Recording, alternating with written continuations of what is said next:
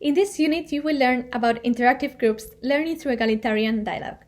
In this unit, you will find materials and examples to implement them and so that you can achieve in your school the success that they have been achieving in different schools.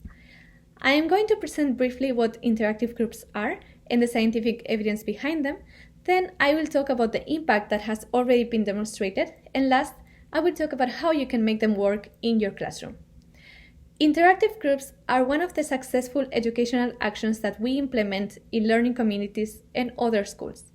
Many forms of classroom organization have been studied, and the included research project funded by the European Commission found 3 different ones: mixture, streaming, and inclusion.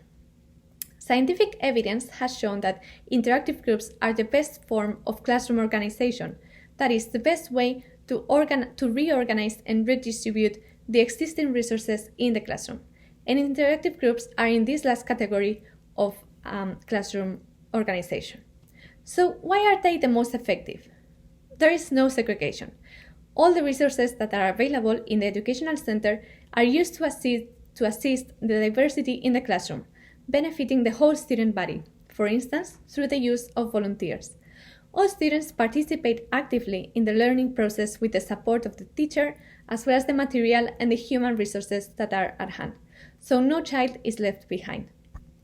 Inclusion not only provides equal opportunities, but it is also strongly committed to promoting equal results for all students. So what are interactive groups?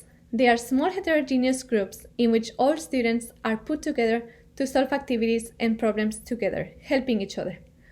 All students participate, all are in the classroom, and they all benefit from the diversity that each student brings into the classroom. They are conducted in school subjects such as mathematics, language, etc. during normal subject hours. They are implemented in thousands of schools or other educational centers from early childhood education to adult learning in very different contexts. There are a lot of studies that have been published in high-ranked scientific journals about the social impact of interactive groups. Some journals include Cambridge Journal of Education or European Education Research Journal, and they have corroborated the social impact of interactive groups. Interactive groups have been shown to promote improvements across very different contexts in terms of both instrumental learning and social cohesion, promoting feelings and values.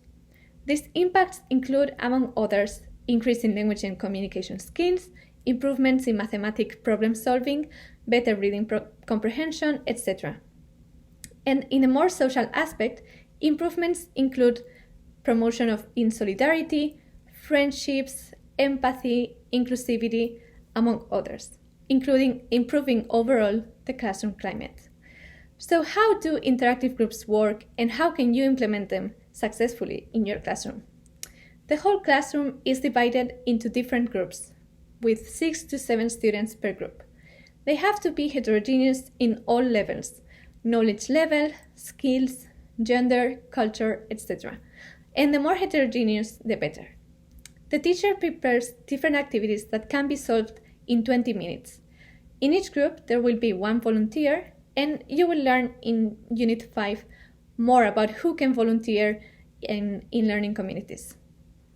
But in short, it can be parents and other family members, retired teachers from the school, former students, and other members of the community. It is very important that the volunteers do not provide the answers to students, but that they try to encourage interactions among them.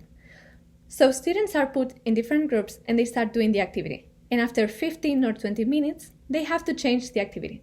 And here there are 2 options. Either volunteers change the groups or each group rotates.